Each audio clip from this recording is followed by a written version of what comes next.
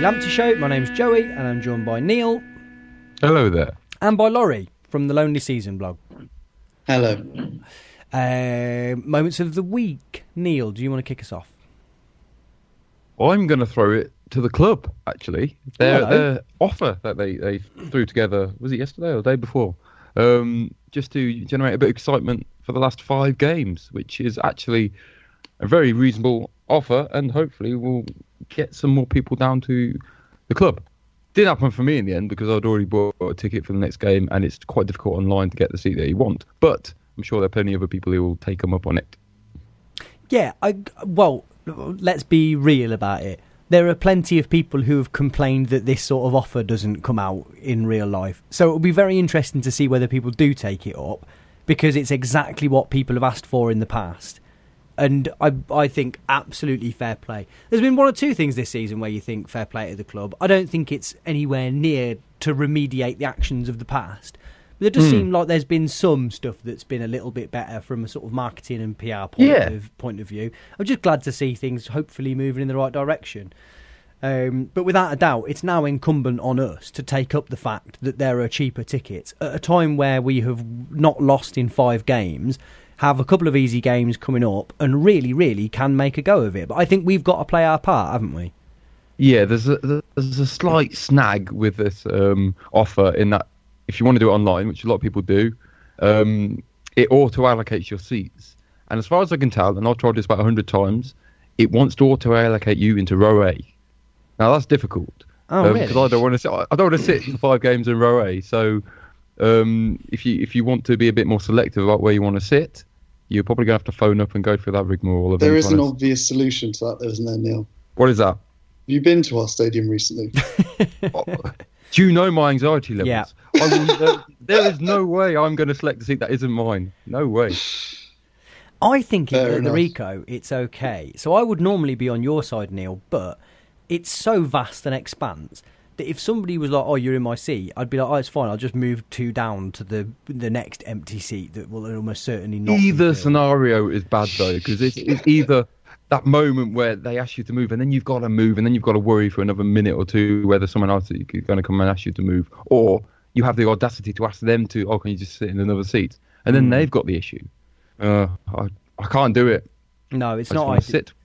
Yeah, it's not ideal, is it? Laurie, one question about that deal I had was, do you have to buy this deal before Saturday, and then is the deal dead, or are they going to keep on extending it? So it said that you had to buy it before the 23rd or the 24th. I can't remember which date it was. But there's nothing. I don't know whether that means that will then say, "Oh, there's a 4-game deal." I don't think they will. I think the idea is they want you to get all of the games. But I think get the 5 games. I as well. I think it's under 13s are free. The concessions offers are really good.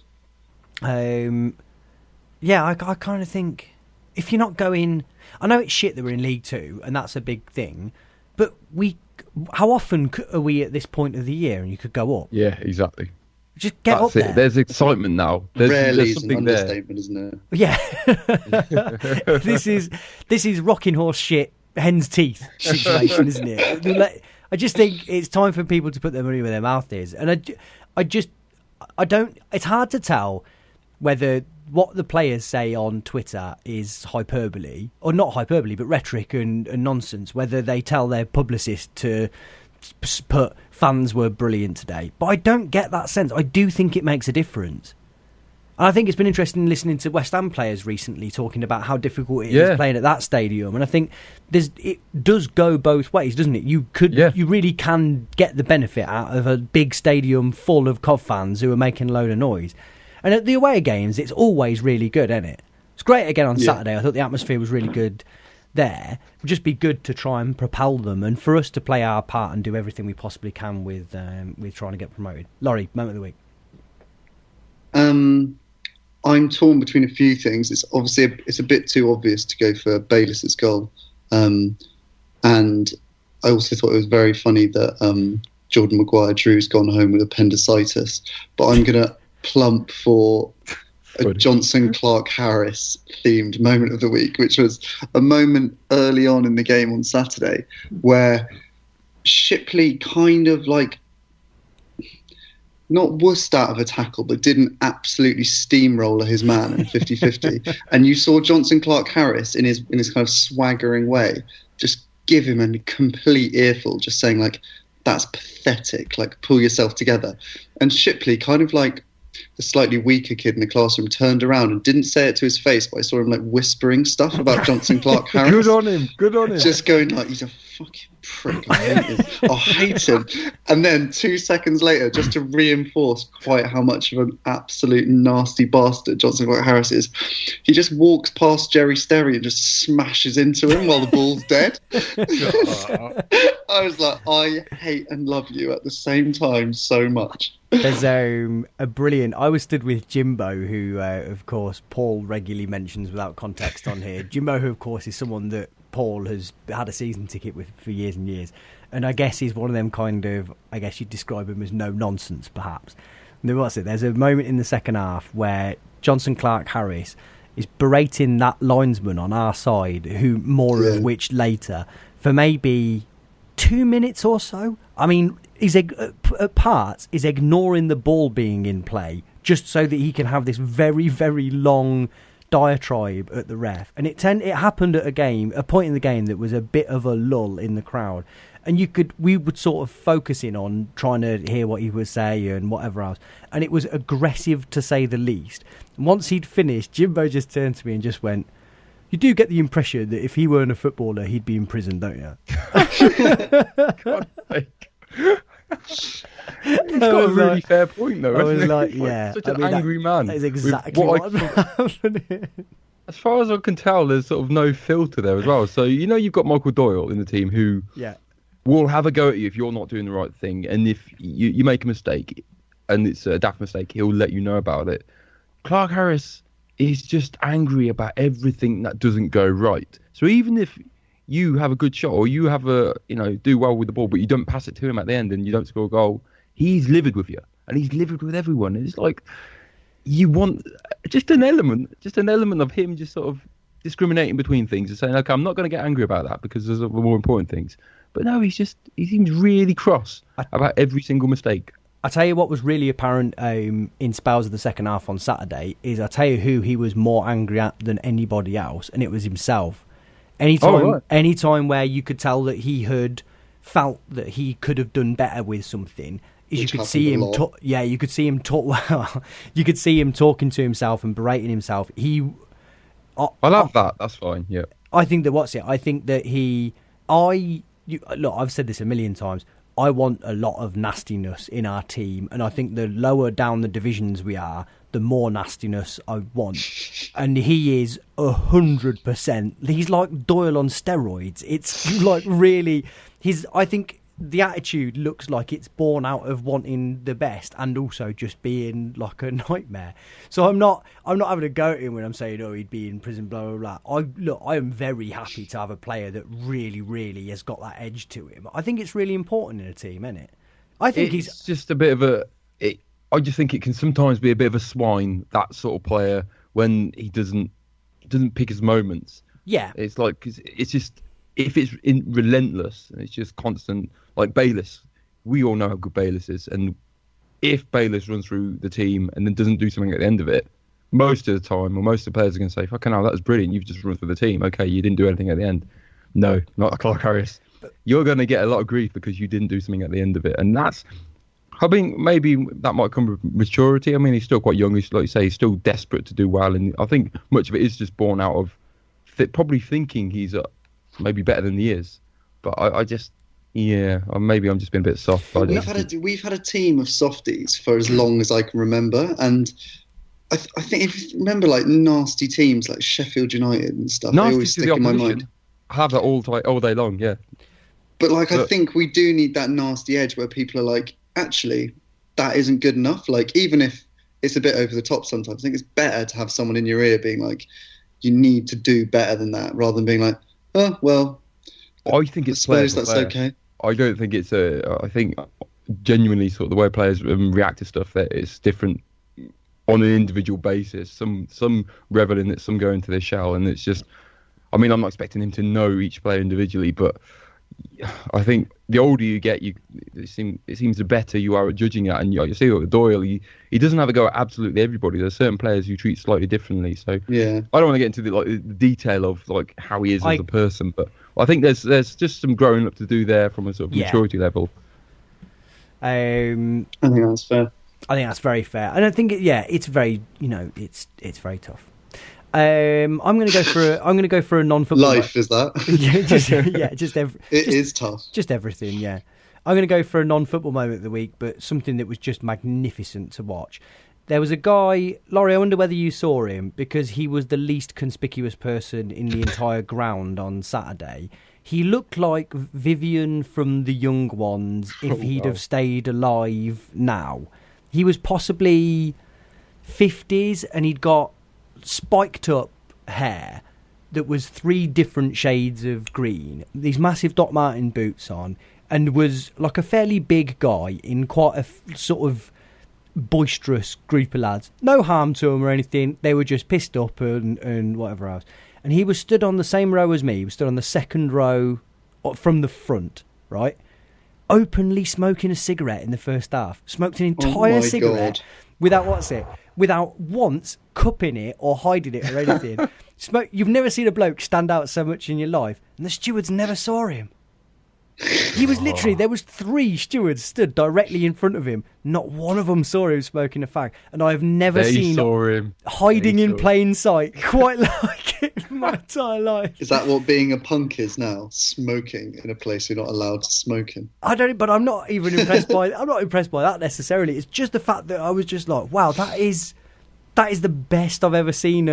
Maybe that's how you get away with something, is just wear a sandwich board that says I am doing this, and people will be like, wait, we can't be, that's too obvious. No way. It was fantastic. It was very, very good to see. And as well, he was the only like punk looking fella out of his group. All the rest of them looked like cases, like everyone else at football looks, away matches looks like. But it was very, very, very strange. Quite a strange game, but I really enjoyed it, Laurie. I don't think you did enjoy it quite as much as I did. No, I did enjoy it. Compared to listening to Luton, though, I feel like Luton must have been the absolute game of the season, because I was only listening to it and I was rapt. But no, I think I definitely enjoyed the first half, even though, I entered the ground. I don't know, it must have been similar for you, but like, I've never seen weather like that before a football game. Like, it was absolutely crazy, like sideways snow. Yeah. But it was weird. Once you got into the stand, it kind of felt fine. You were like, oh, there's no wind. This is going to be fine. And then just as the game started, there was a bit of snow on the pitch, but you were like, oh, great, everything's fine. The sun's come out.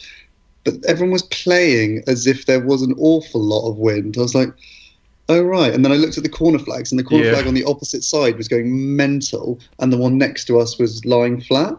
So there was some weird microclimate on the far side of the ground. I think maybe something to do with that huge stand that protects one side, I don't know. But so anyway. let's get into this some more, because there's a couple of things, and I'm probably going to preempt you here, but these are important to say. One, so we're looking out to their main stand, and the corner flag on the far right-hand side is blowing backwards, like away from the pitch, effectively, like as away from the pitch on both sides as it possibly can do. Curiously, the one on the far end at the left is also doing exactly the same thing, which you can only assume means that there was a hurricane in the middle of the pitch. The other thing that was notable about the wind is that every Liam O'Brien goal kick in the first half went 60 yards upfield and then landed 30 yards away from him. It was bizarre. It was incredible, wasn't it? It really reminded me of when you used to play football when you were kind of like 8, 9, 10, and they'd put you in 11-a-side pitches. Basically, if it was a windy day, if you were kicking against the wind and you were only like 3-0 down at half time, that was a massive result. You're like, perfect, we can easily score 7 in this. Because you just give it a little tap from 40 yards out, and before you know it, it's in the goal. It genuinely reminded me of one of those Mickey Mouse 8-year-old games. It was ludicrous. When we were winning at half time, I was like, well, they're not getting back into this, are they? Just the wind alone is going to be impossible. But it was hard to tell if we were even scoring against the wind. Like, was Jonson Clark-Harris's goal into the wind? Or the 2 goals that we scored were into the wind, yeah. Well, they're saying that. But you don't know that for sure. You just said there was a hurricane on the pitch. Well, I think, yeah, but that's the only way that I can conceive that the player on the line managed to sort of pirouette himself into the net rather than keeping the ball out. So it's entirely possible that there was. I mean, how insane is it that they've not given it that goal to Clark Harris? Well, they still not. As far as I can tell. I tweeted after it happened. I just tweeted brilliant finish because he'd gone outside, hit it with his left foot, and it went in. And it was only on when BBC it does say it's his now. Does it now? Yeah. I chatted to a bloke on the train, and he said, "Oh, it was going wide until the guy diverts it into the net." And then I saw the replay of it. I was like, he was like somebody had drawn an X that connected all of the corners of the goal, and he hit the fucking intersection of it. Like it's not right in the middle of the goal. The guy just gets it stuck in his feet. It was, it couldn't be more his goal, could it? I think the thing has to be that it wouldn't be going in if the player hadn't have intervened in it. And I think I'm going to go out on a limb on this one and say that would have been going in. I've spent an inordinate amount of time watching that goal back, trying to follow the route of the ball. And yes. Very clearly going in the goal. Yeah. So I don't know who's. It's also League Two. Just who cares? Yeah. Just give it to him. Yeah. No one's betting on this game. Like. Oh, actually, no, they were, weren't they? There's a lot of whinging about that because people thought. Ah, okay. Oh yeah. There's a lot of whinging. Now been paid out on. Fingers crossed. Yeah. But I thought it was another goal for him. Is that 4 in 5? Yeah, isn't it? 2 penalties, I think, but they still have to be scored. And the Mansfield one was a very difficult circumstances for a penalty. Has he got 2 pens? I think he got one against Mansfield. I was thinking the Barnet one was a penalty, but it wasn't, was it? He got a back poster, didn't he? He did get a back poster. Yeah. The great one against Brighton. Yeah, so pretty successful start to his second Coventry City career. What did you think about the link-up play between the pair of him and McNulty, Laurie? Well, I think I was a little bit blinded by the fact we scored within 5 minutes. So then everything's got this rosy tint on it, because even if things aren't working out that well, you're like, well, we've just scored maybe the quickest goal. That must be our quickest goal of the season. We never score that early, if at all, in the first half. Bayliss scored a very early one, didn't he? When he his debut, yeah. Their link-up play, I think, not good.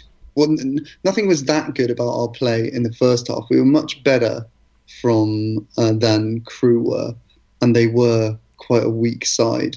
But I didn't really see them linking up particularly well. I was mainly focusing on Bayliss, because I thought Bayliss was sensational. So I heard some people saying he wasn't playing that well, but bullshit. He's so perfect for that team, isn't he? He just gives us that brilliant outlet, and you've said it loads of times before, and it was a travesty when he went off. But and Doyle just seems to like playing with him, and they just have such a good synergy. They know when to go, they know when to stick, and even his goal was just the perfect timing. Oh, great goal! It was brilliant, wasn't it? Just like bursting through. A 1-2. Took 3 players out of the game with a 1-2 in the snow, in the wind, and just like he's like a big unit as well. He just kind of glided towards the box on that angle, and you just kind of knew he was going to finish. Like, what I really liked about it was when he scored, not everybody mobbed him. It was almost like they were standing off him like he was Jesus. They didn't want to touch him. And he goes over to the fans with his arms out like he's about to feed the 5,000. Everyone's like, just look at him. Just look, he's brilliant. Yeah. And he goes over and like soaks it up. And you're like, he's 18, guys. Like, come on, you can mob him, but he's better than all of you. The other thing I wanted to talk about on Bayliss's goal, just very, very quickly, is I don't know if you remember, but there were 2 in quick succession before the goal. 2, and I'm going to hit you with a football cliche here, lung-bursting forward runs, where he gets to the box and releases the ball, and the players that he passes to contrive to fuck it up. And that with the third one, it very much felt like he was like, do I have to do this myself the entire way? And I used this as a criticism as a sort of like a lopsided criticism typically, but in this sense I'm going to use it very much as praise, but it's Gerrard-esque. I felt like the nature of the run and the muscularity of it, and the kind of the responsibility involved of going, this is what happens now, I'm taking control of this game, is the better aspects of Steven Gerrard's game. I just think it's remarkable to me that he's 18. We can talk about whether he'll turn out to be a superstar or whether he'll turn out to be as good as Maddison or all those other reductive arguments, but physically and confidence-wise and bravery, there's no way he can be 18. It's crazy, isn't it? I mean, you'd also think if he was an absolute selfish bastard, he could finish off a lot of these runs himself. Yeah, wow, I mean, at this moment, he's getting to that point, and he's doing the right thing and then looking for the pass to one of the strikers or something. But I felt with that final goal, he was just like, sod this, I'm doing it myself. I can't be bothered anymore. Just I'm going to put this away. And you sort of think he's not holding anything back, but I just think there's a point where I think maybe that confidence will just go up a further notch, and you'll see him slotting the ball away even more. I mean, in weird ways, he reminds me of Gunnarsson in the sense where when Gunnarsson got going, he was just an absolute charger, and I always felt that he was a little bit resistant to kind of sort of use his physicality and the fact that he could just storm past everybody. So I just wonder, I just feel like there's something in reserve there, which is ridiculous given just how well he's playing, but maybe that's just the next leap in sort of quality, where what he can then do at the end point, which is finally he's got one of those sort of undisputable goals. Just it's a great finish, no sort of deflection or anything like that. It's in the net, and I hope it's his kind of he can finish us off for the season. I reckon he's got a good few games left in him. We've kind of accidentally glossed over their goal, Laurie. Yeah, we have. I just do want to say something about Jonson Clarke-Harris's goal first, which was great, and it was a good finish, I suppose you call it that. But have you seen the replay? Like, he collects the ball on the left, and their guy sees him, doesn't go anywhere near him, like takes about 4 steps backwards, and then's like, "Go on then." And Jonson Clarke-Harris can't believe his luck. He's like, all right, that looks like I was just about to say 10 yards of space to run into. And it was like in the second half, that was what kept not happening. They were like, actually, it didn't work out that well when we gave him 5 yards of space to run into. So let's not do that again. But for this one, he was like, brilliant. Sprinted into the space, kind of he took his shot well. It was a little bit of a scuff, but it went hard. And then it was kind of impossible to keep out when it's on that angle. But that was their not. Goal. That's not impossible to keep out. That guy was on the line. There was a guy who really could have kept out. It was windy. Windy ground. Windy ground. God, that was the thing that really annoyed me about this game. Nobody, Crewe or Cov player, learnt from wind. Surely someone on the sideline is saying, keep it on the floor. We're in a hurricane. And they're like, no, don't tell them that. It's going fine. People were fully trying to kick it, and it was going like a boomerang behind them. It's like, come on, like trial and error. Like, how many times have you got to fuck it up before you realise, like, maybe just play it on the floor and that won't happen? I tell you who was amazingly suspect, and I tried not to be too critical of anybody because I think it was the only player that stood out as playing particularly below par. But Ryan Haynes, especially in the first half, he was the one more than anyone that you were like, you can't just keep kicking it nominally in the air just a bit and then just having it like hit someone or like just with the wind blows it back. Like, you've tried it like 100 times. How have you not learned yet? Please. Do you think it's because he's so used to his hair staying absolutely perfect regardless of the wind that he thinks wind isn't real?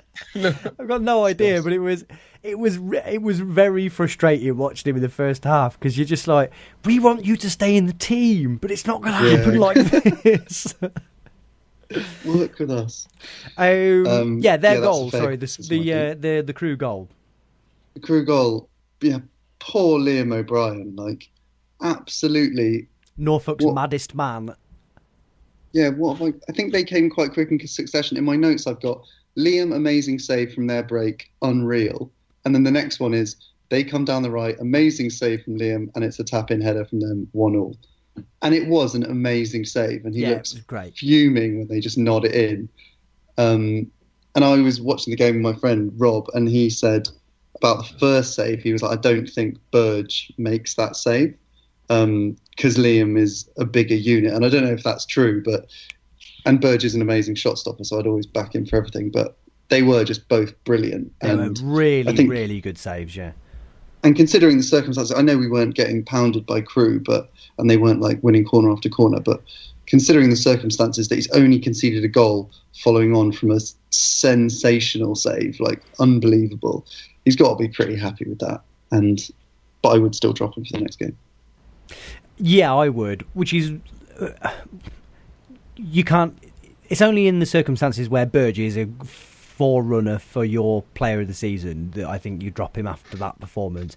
It was magnificent seeing how angry he was about the fact that we conceded that goal. I think it was probably exacerbated by the fact that he had made that save beforehand. And I think for me, it's less about the save beforehand and more about the fact that a player is allowed to stand stock still, watch the ball fall from the air onto his head for him to tap it in. And I thought, we probably won't talk all that much about Grimmer with Paul not on the pod this week. I thought it was pretty much the only thing that Grimmer got wrong that game. I thought he was actually very, very good. But the way that he lost him for that and was just effectively just watching him, not that, you were like, oh, come on. But I think it was, weirdly, there was something quite placating about... I was furious when it went in, and then my anger subdued when I saw how angry Liam O'Brien was. Like he'd sort of taken it on for me. I was like, I actually feel a lot better now that you're that angry. That's exactly how angry you should be. But I thought that was probably the only black spot in the first half, and possibly the whole game. I thought that things improved in the second half despite the lack of additional goals. But I feel like you think that we should have gone on and done something more.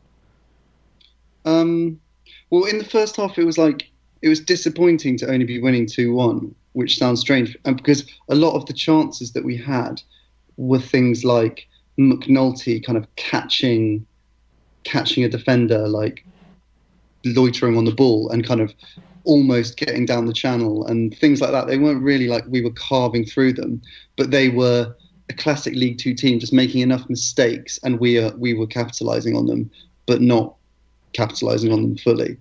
And so we were playing so well, and Jonson was doing them kind of down the channels as well, but his shots didn't turn into anything. And there was that really close chance when it was off the line from Mark McNulty, and then it was called offside straight afterwards. But so yeah, we should have been more than 2-1 up, and I knew, even though we had the benefit of the wind in the second half, I was a little bit worried. But the main change was obviously Bayliss being removed, which for some reason on BBC says he came off on the 48th minute, which is just complete nonsense because he wasn't there to start the second half. So maybe Jonson Clark-Harris hasn't got his goal after all. And me and Joe were saying before, and we had a bit of a discussion on Twitter about this, it was his best performance in a Cov shirt that I've seen anyway, Liam Kelly. He was brilliant. He was playing like about 5 or 10 yards further forward than normal, so in their half, and was just pressing like a maniac. It was like he knew he wasn't going to get in the team for a while and he had to take this chance, like, because otherwise he's just going to be sat on the bench for a while. And he was brilliant. He was pressing all over the place. He even had our best chance when McNulty tucked him in and he just put his shot wide. But still, then with Vincenti on the right, we had this... Bayliss is so good that he kind of makes up for Vincenti because Bayliss offers that driving run through the centre, and he's good enough that he can drive through the centre. He doesn't get kind of bogged down. He can make incisions and play good passes up to McNulty and Jonson. But when he was taken off, you then have Vincenti there, who just, there's suddenly a lot more onus on him to create and to make the pitch wide and to give us an outlet. And there were just so many times, to the point where, Joey, you said you thought it must have been a plan, where Grimmer would have the ball at right back and Vincenti wouldn't just not be showing for it. He'd actually be almost tucked inside one of the central midfielders. And so there was absolutely nothing for Grimmer to do apart from drive forward, which he did incredibly well a lot of the time. He was just like, I'm just going to make for the corner flag and hope for the best. And he would just peg it down there. Vincenti would kind of amble over. And Grimmer got some good situations out of it, got some throw-ins, got some corners and gained ground. But it's, I don't know. It's more Vincenti's lackadaisical nature. It's like he runs forward, and maybe it's just the way he looks, but he can't change direction very quickly. So it's unbelievably easy to take him on. Like, I think their left back, all you have to do is the slightest change of direction, and Vincenti's like, oh, you've done me. I'm now going to turn around for the next 10 seconds and make my way back so you can do me again. And it really frustrated me because it just looks like maybe it's not his fault, but there's no intensity from him whatsoever. And I really think, even though we were pressing them really well, we needed another goal in that game. We really needed one. Neil, and it was quite tense. Neil, you watched it, didn't you? You saw it on iFollow. Yeah. What did you think of Vincenti? I kind of feel the same, actually. He was... I think the difference between this performance and the one that I've seen quite a few times before is that at least there was a lot of involvement from him this time. There was a lot of sort of... It's become a mantra this season, but there's a lot of tenacity. So he made loads of mistakes. But at the same time, I felt like everybody in the team was making lots of mistakes, but they were also getting lots and lots of opportunities. And that's kind of why I almost felt quite kind of comfortable with it, because obviously you put into the context the whole the weather and the fact it was a really difficult match. So I mean, it was just a mistake laden performance, but by the same sort of measure, I still felt like he was, and I don't know what quite it was, but he was offering something. There was whether it was just positionally him kind of being sort of nominally in that position on the pitch, it was kind of useful. But yeah, I mean, it's a tricky one with him because, I mean, if you're going to judge sort of solely on sort of quality and good things that happen during the match with the ball, you know, I think it's very difficult to say that was a particularly good performance from him. I mean, he did have good moments, but there were also lots and lots of kind of mistakes and just general sort of slowness with the ball. But I mean, if you treat that game as a sort of isolated game, there's so many sort of caveats around sort of the wind and the way the ball was bobbling and bouncing and all that sort of stuff. So I don't want to get too harsh on any of the players, because I kind of felt like you afterwards, Joey, where I just felt like it was a really kind of enjoyable performance, and that was mainly around the sort of, like I say, the tenacity of the team, where they were so kind of into the match and really sort of engaged in it. And while I don't think we were particularly good, I think there were lots of frustrating moments where we'd get the ball and give it away, or we didn't capitalise on what was going on there. And they basically gave us endless opportunities to score another goal if we wanted to. But I know we didn't take it. But at the same time, I never felt unduly sort of concerned. I never felt like it was going to... If they'd scored again, I felt like we would have found a way to get another goal. It was just that sort of lackadaisical kind of approach to the match, really. So it was just a weird old game, a weird sort of fun game to watch. You were kind of immersed in it. I mean, the problem I got was I was focused a lot on Vincenti when he started making a few mistakes in a row. That does kind of get on your nerves. But broadly speaking, I thought every player was at the very least involved. There weren't any sort of hidden performances. Everybody was kind of really sort of engaged in the match. I just thought we were in, especially in the second half, bearing in mind that I think we've got to spend some more time talking about, and with the caveat of I had to massively eat my words, because the week before I'd said, I'm not sure what Liam Kelly does, and then in the second half I was like, wow, if he could do that, because I'm completely wrong. I thought he was really spectacular. I thought he was so aggressive and so forward thinking. But we do have to talk a little bit about that missed chance. I have never been so convinced that a player was not even going to hit the target with such a good opportunity.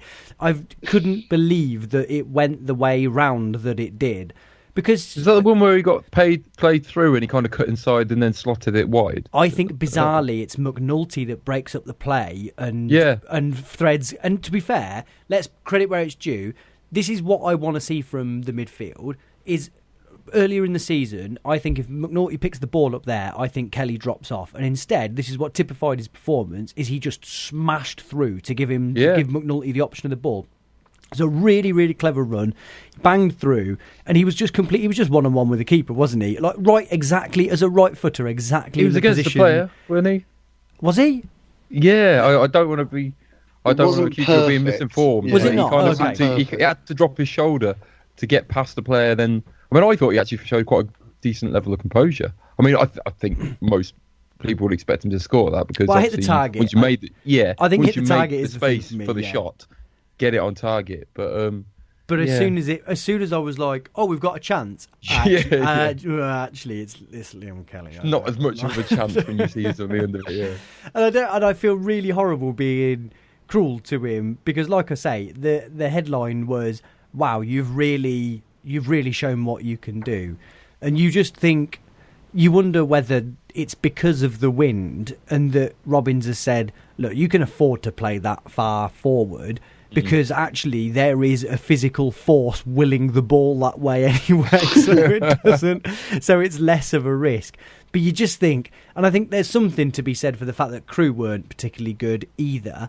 But and it's also another personal bias, is that's how I'd set up a team anyway, is to really, really press, especially in League Two where mistakes are a premium, where mistakes are so frequent, is I would just push your central midfielders up and put pressure on their defence and pin their midfield back. Oh yeah, because they just don't know how to deal with it. That combination of the wind and the pitch, it's just they were struggling. The amount of times we nicked the ball off them, it was just it was every time we even got close to them, they just misjudged the entire speed of the match. It was I completely agree. Go with it. Do you not think this is a sign that Robbins is thinking, I can't play Doyle and Kelly in the same position together going forward? Do you think this is just a one-off?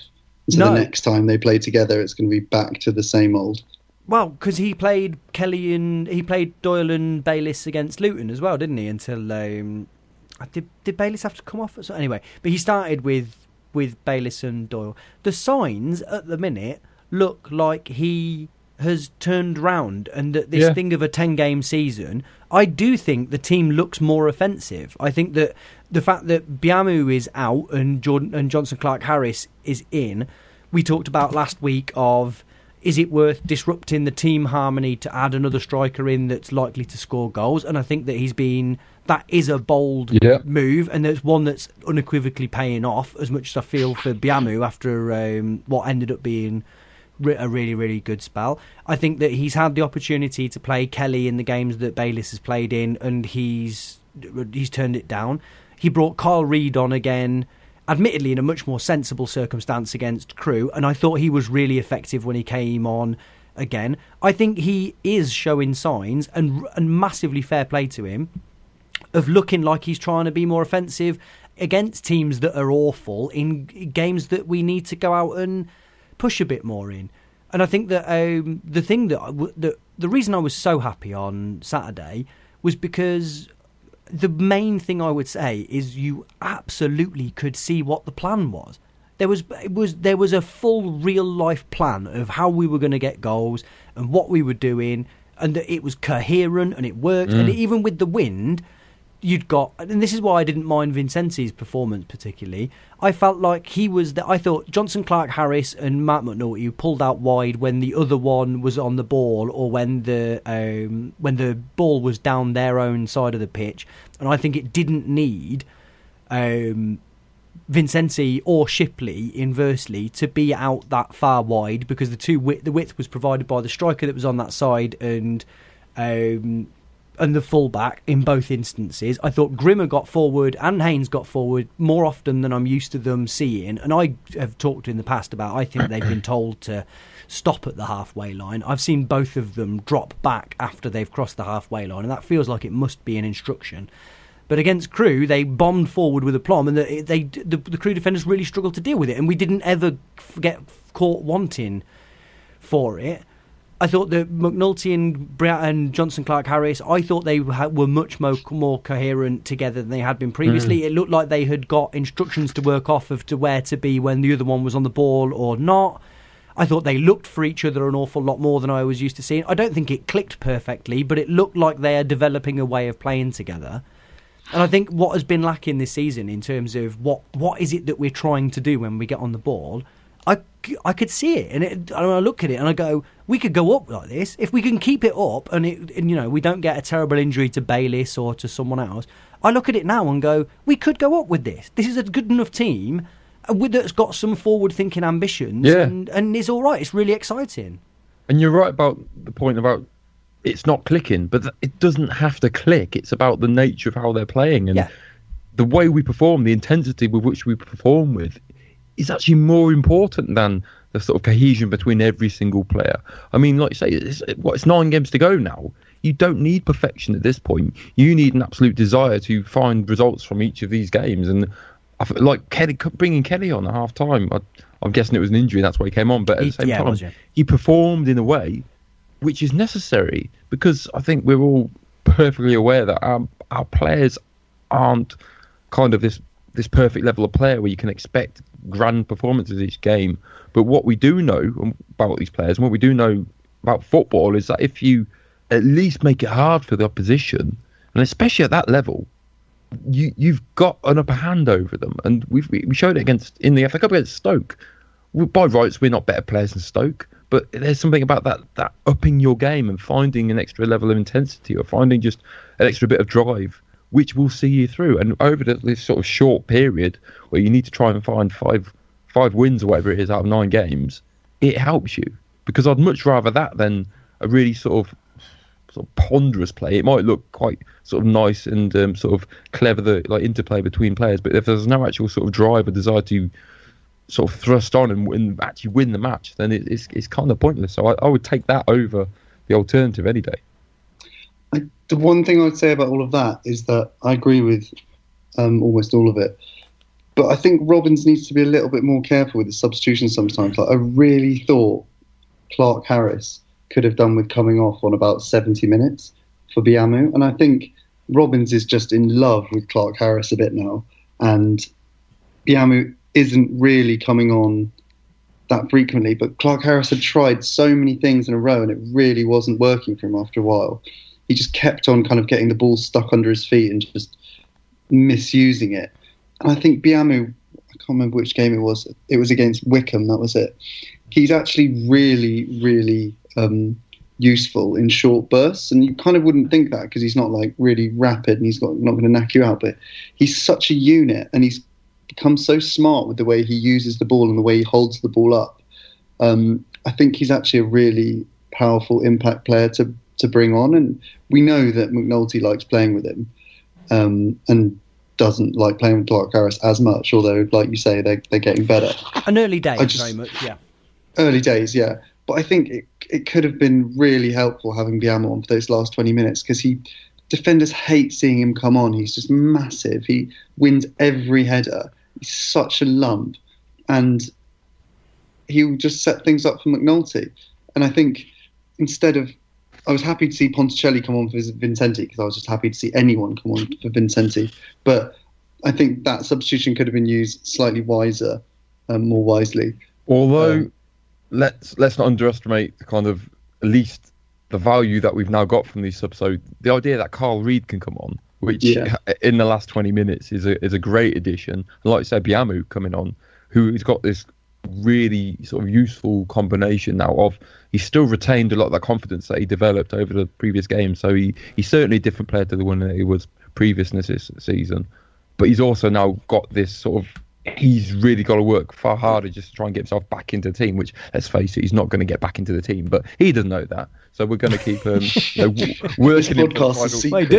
Yeah, he'll never listen. So it's fine. So he'll come on and he'll try his hardest and he'll still retain that sort of quality whilst trying his hardest, which for 15 minutes is an absolute godsend. So when you compare that to maybe previous in the season when we were struggling for any sort of options, I mean, and when your option is actually the inverse, which is bringing on Vincenti, I would take the flip side all day long. elongates the game, if you like. So you start with it's weird. Start with a lesser player and then bring on someone a little bit better. But because Carl Reed is very good for this level, isn't he? He is. You look at the things he does, and you're like, he is good. And maybe it is just better having him as a sub rather than throwing everything at it. Because, football isn't planned or isn't timed. You may play well for 60 minutes but not score a goal. By that point, you've got tired players, and Reed hasn't played for a while, so he's tired, and you've almost wasted the opportunity. Whereas actually, maybe you get more value out of Reed for the 20 minutes at the end of the game where they're tired, he's not, and he can only really give you a 20-minute burst anyway. Football is a tactical game, and that I never ever understand, and it's ego ultimately that is the thing that ruins it. Two things that I don't understand. One is this idea that it's the biggest life-ending affront, that if you're a player that's been brought on, that you're substituted later in the game. I understand it if it's because of playing poorly to an extent, but ultimately it's a team game that isn't about you. Has it ever happened to you though, Joey? It's happened to me, and it's horrible. Well, but I don't understand what. I mean, I never got on the pitch in the first place. Let's make that. I got on for 10 seconds once. What? And they got took straight off? No. What happened was basically, I swear to the manager, I was only 10 years old. My entire family. Bear in mind, I've got a big family. They didn't often come to watch me, but for this one game, they all came to watch me. I started on the bench, which is a bit annoying because I had the whole family there cheering me on. My manager brought me on for the last 10 seconds of the match. It was an absolute insult. My dad was fuming. It was just ridiculous. I mean, I'd rather not get on so I could go home all angry, but he brought me on for 10 seconds and the ref blew the whistle. And so that's probably the worst that could happen.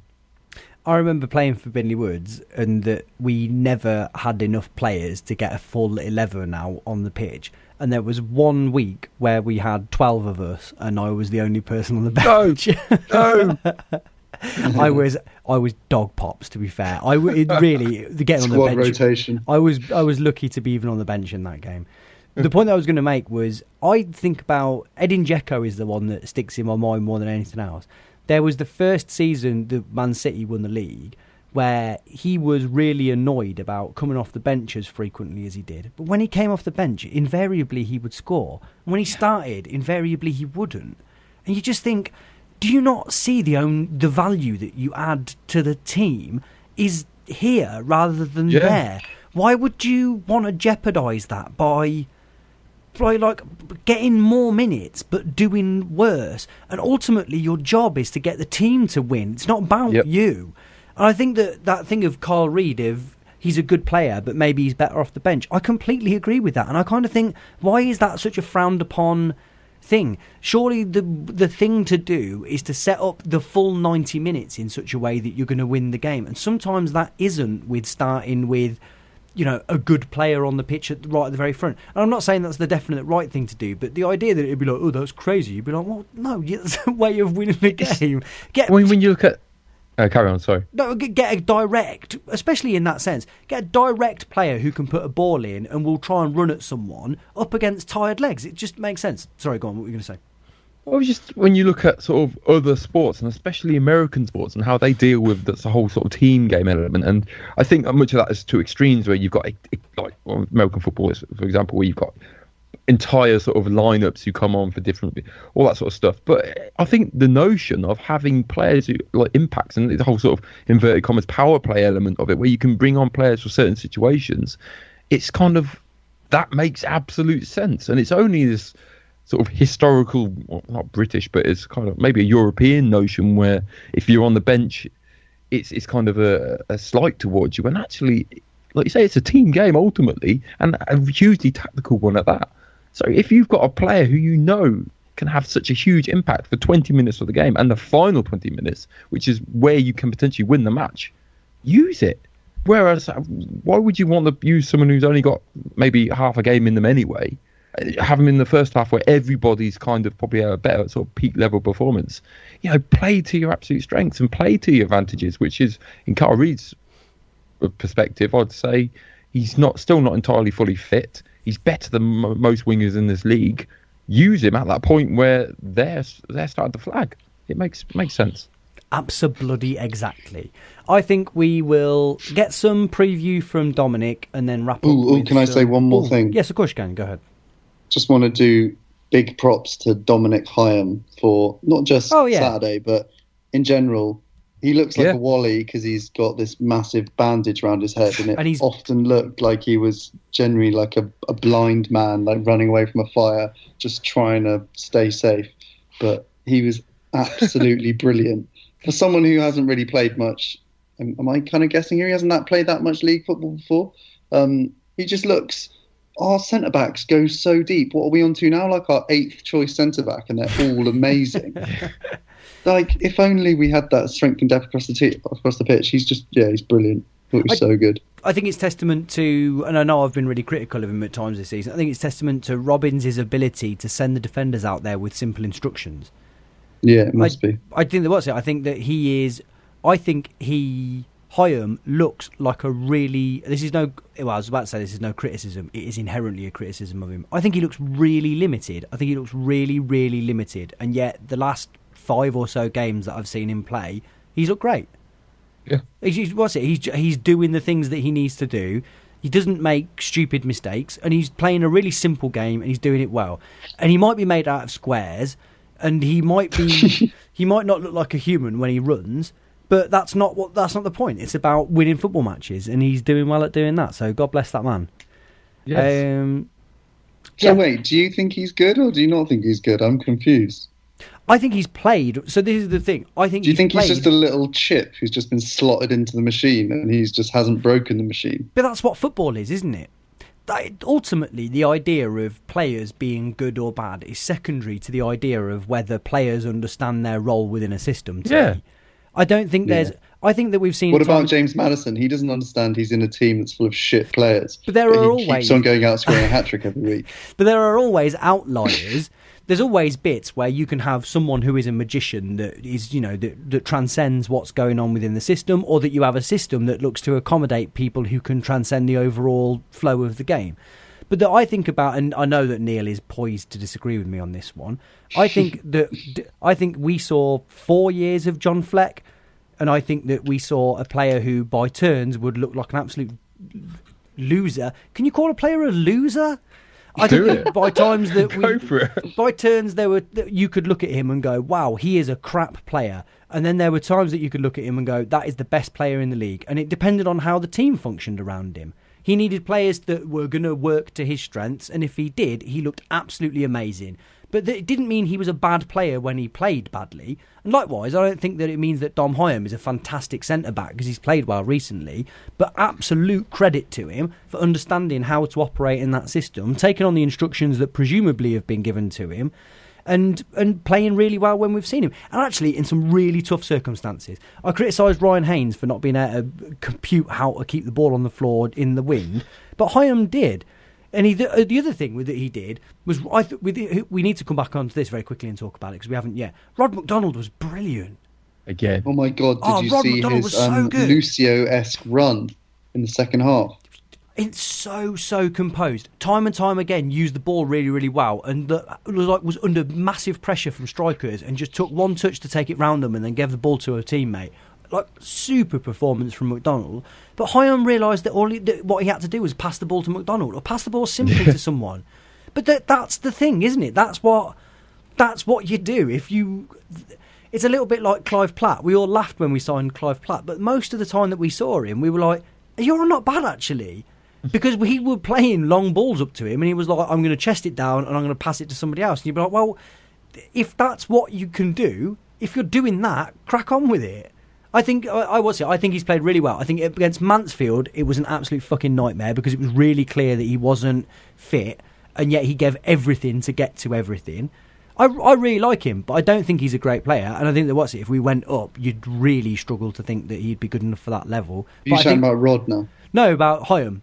Oh, Hyam, okay. But I think that I think if we go up, he's going to play a massive part in it. I know that sounds counterintuitive, but I think I think it's less about good players and do people understand what they're meant to be doing and yada yada yada. For the record, I only partially disagree with you on John Fleck. I do broadly see the point. Yeah.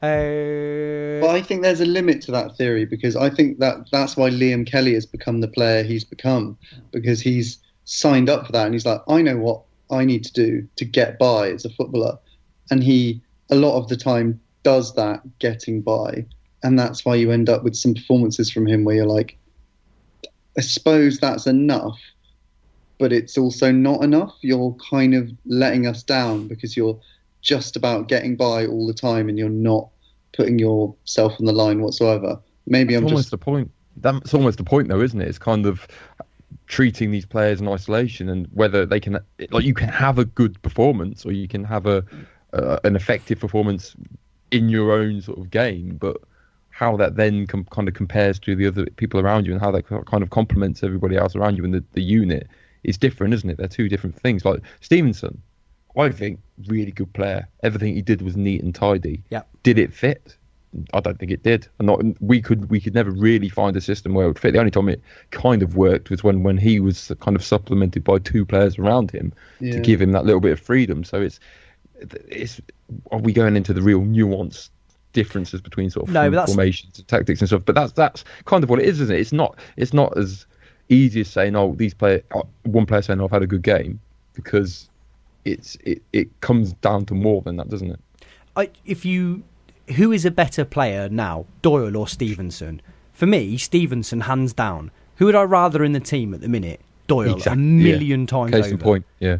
I think Stevenson is a really smart thing to bring up there. The other thing that I'll say on this, because I think this is quite an interesting topic, although I'll probably ruin it by making it boring.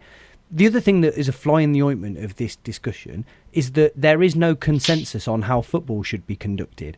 So not only do you have a situation where you've got the idea of good and bad players, a system that works or doesn't work, there's also the idea about how the game should go. And the reason that I was quite so happy with Saturday is I will sacrifice possession and I will sacrifice neatness and everything, because I want angry dynamism in my football. I want speed and physicality, and I want, rightly or wrongly, I like that kind of like blood and thunder, and I want nasty players, because I think that you need different elements of everything to be a really top level team. But at this bottom level, I think it's one of the templates for me is that classic game in the snow at the Rico when we played Norwich, when Grant Holt beat us 2-1. And that for me was just someone that was just so vile, dragging a team through a win. And I was like, I will have that. And that for me, I thought I thought on Saturday, I was like, in the second half, we were so nasty. We were so on it and determined, and they never got out of their own box. And I just was like, yes, that's the one for me. But I can understand somebody else looking at that performance and being like, we lacked, on the ball control. We didn't take our chances and blah, blah, blah, blah. I think there's loads of different counterpoints that you could say, that was crap and he played crap. And we were talking about Vincenti. I thought Vincenti did okay, but I thought that Vincenti did really well off the ball. And that everybody watches their own bit. They watch it through their own eyes, which is, obviously the most... You obviously take the evidence that you want to kind of back up your point to a certain... Yeah. And until you kind of make your mind up kind of early on, and then you're like, well, that fits with the narrative, although that's probably the worst critical thing you could say. Yeah, it's there's confirmation bias. There's all sorts of different things going on about. But if we were all watching, if everybody watched the same, we'd get tired of looking at the football, as the song goes.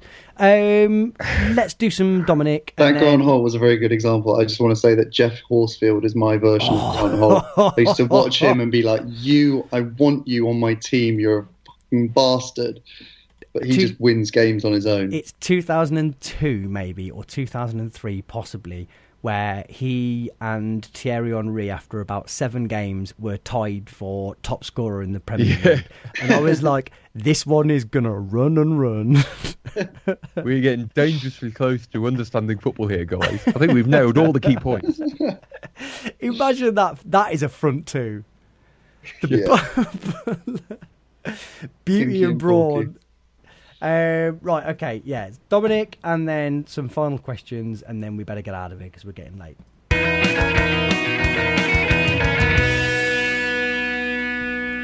Hello, Dominic. Hiya. Firstly, nice to take in a full game in your presence on Saturday. I think we both really enjoyed it, didn't we? Yeah, I mean, as well, just I've been to Crewe before, but I didn't appreciate just how close to the pitch you can be during that. At times, it just felt like watching like a knockabout. Sometimes when you're watching a game from kind of high up or at the Rico, you can kind of feel like a distance from it. But you could actually see. I think at one point you said that Peter Vincenti got hit by a ball on his thigh. You just tell that he was feeling the pain. So I really appreciate that as well. I was also seeing you. It's and it's really strange being that close to the pitch, isn't it? I remember when we were in the posh seats earlier in the season for the Port Vale game, and we saw Ryan Haynes and Dom Hyam came out, and they look like children, and they're both quite big guys or whatever. But as soon as they're on the pitch in a kit, I thought Liam Kelly looked massive at that range, but he's obviously not, is it? It's some weird psychological trick that because they're footballers, you just think that they're more statuesque. Jack Grimmer looked very big. Anyway, it's quite enough of that. Speaking of people who are very big, is Russell Slade still in charge of Grimsby? And if so, why? He is not still in charge of Grimsby. How long have I been unaware of that fact for? He was sacked about a month ago. Okay, so it's not too bad then. No. So essentially, 17 games ago, Grimsby were level on points with us. They then failed to win any one of those games since, and they're now, I think, 24 points below us, and they're just above the relegation zone. Slade's gone. He's been replaced by a manager called Michael Jolly, who his background is as a city trader, got into coaching, worked his way up the ladder. His last managerial job was in the Swedish Premier Division with a team called Eskilstuna, I think that's pronounced, but I'm probably wrong, where he won 4 games out of, I think, 14.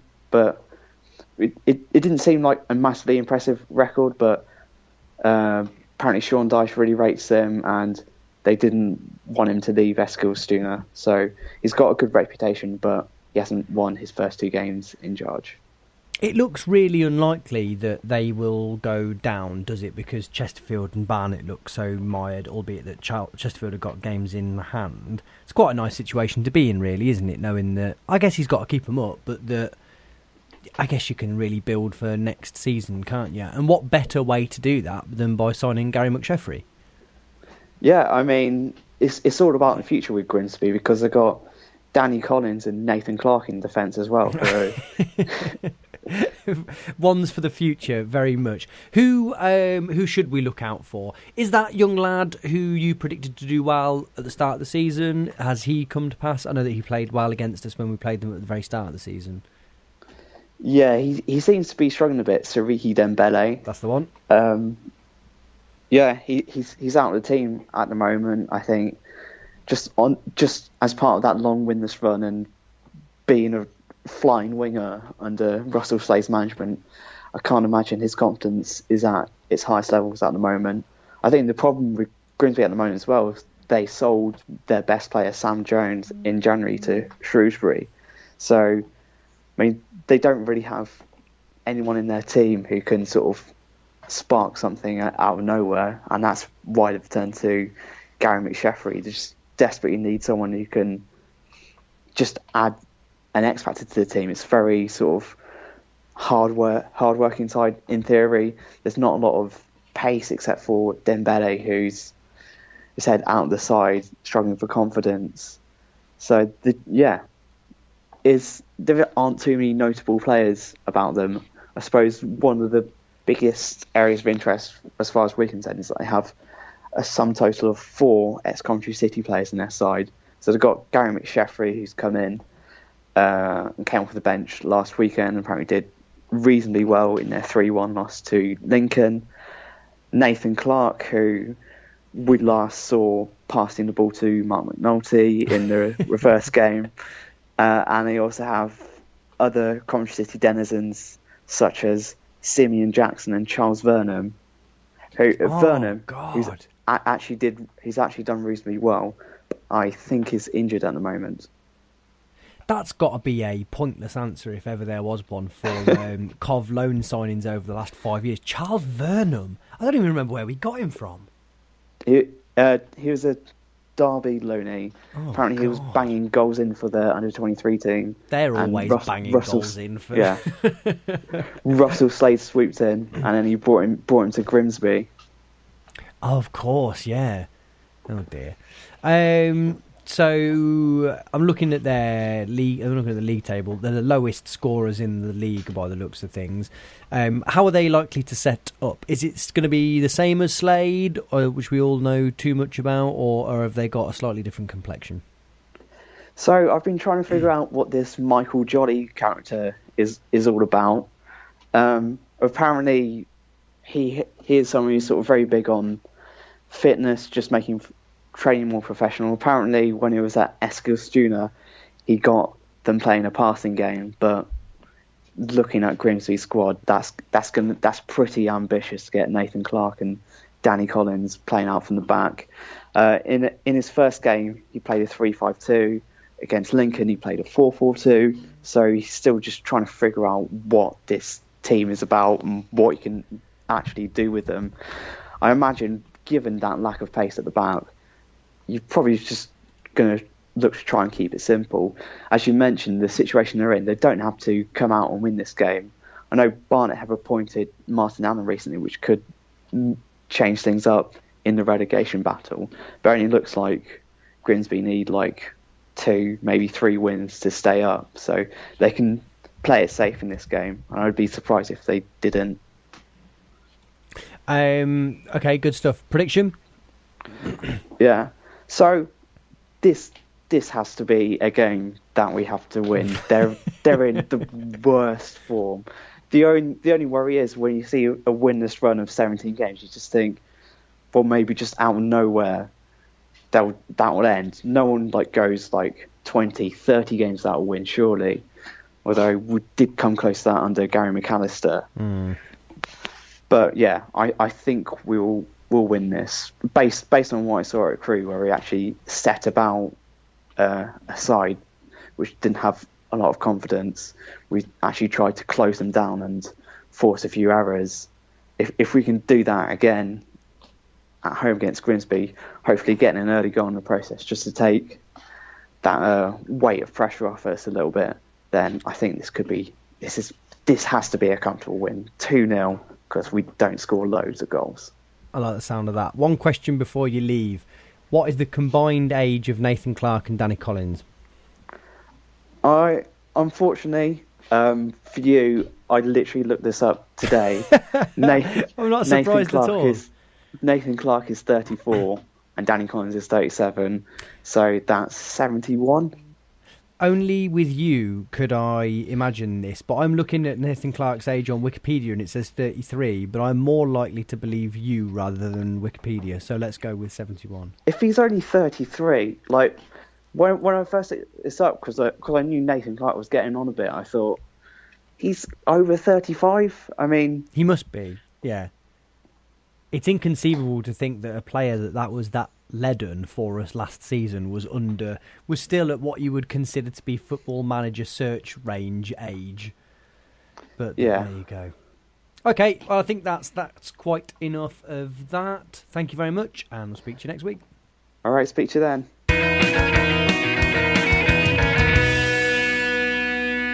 Okay, thank you, Dominic. Right, okay, let's do some questions. We've not just got Twitter questions today. We've got Facebook questions brought to you by Cambridge Analytica. Mark Rainbow. Question for Neil. Okay, do you think we got better or worse after the January transfer window? Weirdly, I think we got worse, but kind of we're getting more effective. If that makes any sense. I just think before the transfer window, if we think about you got the Jody Jones element and that sort of team, I think there's a lot more sort of workable aspects to that team. And we had that bad run recently, but no, I think we're worse but more effective. That don't make any sense, but I think player wise we might be worse, but yeah, we're going up. We're going up, guys. I think I completely agree with you. Another question from Facebook, Laurie, you take this one. How many points will we end on, and will that be enough for automatic promotion? Okay, well, we've currently got 61 points, and we have 9 games left. I reckon we're going to win 5 games. So that's 76 points minimum. All right, so I reckon we'll end up just shy of 80. Will we get automatic promotion? Well, he's saying, where do you think in the league we'll finish? While you're talking, I'm just gonna find last season's League 2 table. It's usually 80 plus, isn't it? I think we're going to finish in the position we're in now, which is 6th, because Wickham have 1, I think. So, yeah. And Exeter won last night. So yeah, I think 6th. I'm not that worried about. Well, actually, of course, I'm worried about the teams below us, but I think we're on a good enough run now, and I don't know. I'm just feeling confident. I think we've learned how to win games, and it almost ties into the question that you just answered, Neil, because I kind of agree. I think we're a worse team now, but the way we win games is more impressive. Like, we used to win games by Jody Jones, and if Jody Jones wouldn't win us the game, we really looked scared because we were like, shit, we don't have another plan. And so we would kind of get found out like that. But now we have nothing. We don't have flair. Like, who are our flair players? We have Bayliss, who's scored 2 goals. We have McNulty, who's kind of a flair player. But when we win, we have to win, not attritionally, but we have to win as a team. Great. And we really have to have a plan. And so I think that I have more confidence in us, strangely, of eking out more victories playing the way we do now than relying on, how old's Jody Jones? 19? A 19-year-old to, like, curl in one of his amazing shots at least twice a game. Yeah, so I think, 9-game season, it's scary, and I can't, trying not to even think of actually being in it. Has anyone considered how terrifying it'll be being in the playoffs? I bloody love it. Yeah. Would you love it? I would. Yeah. I'm going to be... I'd prefer the opportunity to not having it. I'd just be paralysed by fear. Like, I was paralysed by fear at a essentially meaningless final at Wembley. This is so much bigger than Wembley. And we always mess up in front of a big crowd at our own ground. I'd just be terrified. The big one for me is that I have, as of October last year, have stopped drinking for a year. But that I have a get-out clause that I can start drinking again permanently if we get promoted this year. And the playoffs, for me, it's become less about... This season has become less about glory or anything else. It's very much... your heightened sense of reality that you're enjoying. It's very much been about the idea of when I can end this ceaseless nightmare of sobriety. And that, for me, I'm like... You're not loving it yet? Oh, my God, I hate it. I can't tell you how bad it's been. I am only thinking of... I'm not single. What you normally hear. I am single-mindedly focused on promotion this season, just as an absolute proxy to being able to drink again. Okay, on that, let's moving on. Laurie, I'm going to pass this to you because of your burgeoning romance with the man. But Ed Wilson has asked, none of my questions have ever been read out. Why is this? Well, to be fair, Ed Wilson... do have a little bit of a crush on him. None of my questions ever get read out, and I'm on the show reasonably regularly, and whenever I ask anything, it just gets ignored. It goes into the Niis slush pile. So I don't know if I haven't got good enough questions or if they're just refusing to even acknowledge my existence when I'm not on the show. So Ed, I feel your pain. They're shit munchers on this show, as I've said before. I'll say it again. You were right when you said that you have bad questions. It's not a coincidence. It's not a vendetta. Just bad questions. Neil, question from Alex Hudson on Twitter. Almost every goal scored against us in the last 3 months has come from a cross or some carnage caused by a cross that then leads to a goal. What is going wrong? Can I preface this by starting this by saying, and no offence, Alex Hudson, it's like saying every goal that we've conceded has come from a shot. It's effectively, it's how goals are scored, is it not? That's largely the delivery system for goals. But Neil, perhaps you could offer a more diplomatic answer. No, you've answered it, Joey. Next. it's. I mean, I'd like to see the stats. It's one of those where it kind of, I think we focus on things that go wrong and then we emphasise on them. So I don't know. I haven't really thought about it, so I can't say whether almost every goal has or not. I mean, what's almost every goal? Is that every other goal comes from a shot or a scuffle or a scumble or Can we flip it on its head and say, imagine the League Two team that never conceded from crosses? Yeah, They'd have 150 points. As well, we've conceded less goals than anyone else in the league, I think.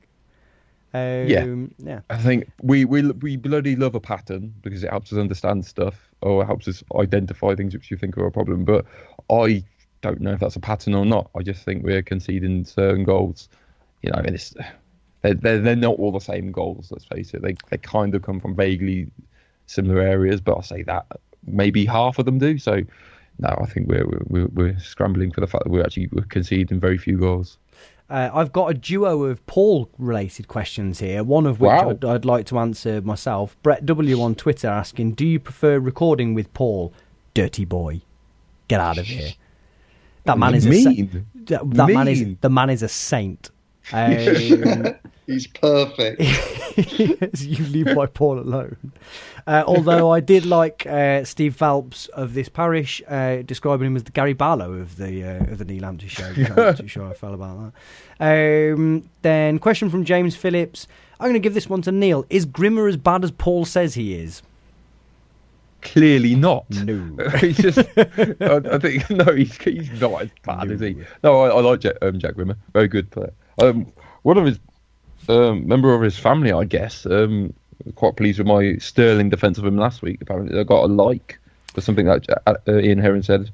So, yeah, someone listens. I'm aware. I defend him again. I'm aware of Natalie Grimmer and Rona Grimmer. I think Grimmer potentially, who appear to be Grimmer sisters. Yeah, well, I'm all for that. I will stand by my man. He's a good player, is that Jack Grimmer? I think in Paul's defence, and this is very strong defence of the likes I'm not entirely sure I totally believe. I think he's saying that he has had some poor games recently, which I think is fair. I think there's been a few times where he's been below par. But it's a shame that he wasn't at Crewe because I thought he was very good indeed. I think you've mitigated that very well. What Paul's actually said in the last pod. If we go and listen back, I'm pretty sure there are a few F's in there. He drills down into some habits that Grimmer has and says that they're basically the root of our whole team's downfall. It wasn't just a few bad games. I'm defending Paul because I feel a bit guilty with it when Steve Phelps said that he was the Gary Barlow of the group. I just said, yeah, fat. What? And I think Paul was crossed by it. Oh, but, Paul, we love you, honest. I feel bad talking about Paul so much. I think that's pretty much all of the questions we need to ask. Is there anything else that we want to finish off with before we finish off, I guess? Any final thoughts on anything? Life? We said that life was hard earlier. Does anyone have any advance on that? Who the hell is Bilson? I'm just seeing he was on our bench on Saturday. He was the substitute goalkeeper. Okay. And is Barrett ever going to play ever again? I'm giving that to Neil. I wouldn't have thought so. No, he will. He'll play at some point, I'm sure. But play well is a different story. It'd be hard to see. Why he'd be in the team at the minute, or for who. I guess it's the Vincenti alternative, isn't it? Maybe because I think he's right-footed. So, yeah, he is. So maybe they'll bring him in on the right hand side if we need him. What Robin said about Maguire-Drew was that didn't you say something along the lines of it's unbelievable. Anything that can go wrong for us has gone wrong for us this season and will continue to go wrong for us this season. I suppose that's fair because we have lost our two probably highest earning players to long-term injuries, and Robin's then signed two completely useless players in January. So half of that was self-inflicted and half of it was definitely not. But imagine if we bought some good players, and I suppose Jonson Clark-Harris makes up for the others, but imagine if we signed three good players. We'd be in League One by now. They would just handed it over, wouldn't they? Possibly. I actually have got a plug and a thank you to someone. Is last week a chap on eBay by the name GoGo8787 sent us a Talbot football shirt. Admittedly, a reproduction of it, but a fabulous looking reproduction of it. I'm going to put a link to the eBay store. But they're available in blue and red. I got the blue one, and it looks fantastic. It looks exactly like it. Did you get it for free? Might have got it for free. But massive thank you. The link will be on Twitter at Neil Ampty Show if you want to have a look. The blue, the red one, and then some old yellow shirts and the shirt that we wore after the 87 Cup final, and reasonably priced, £25, brand new. I don't think you should be accepting gifts like that. I'm not a bank. Do you know what I mean? Quite the opposite. So get over there and have a look at that because it really, really top quality. So thank you very much to that person. That's everything, isn't it? Let's get out of here because we've taken quite enough of your time. Laurie, you've been fabulous. No worries, my pleasure. You really have. Neil, you too. Grand. Thank you very much. You too, Joey. I know. And listener, Grand doesn't mean good. It just means fine. Just means 1,000. And you, listener, you've just been spectacular. Thank you. Bye.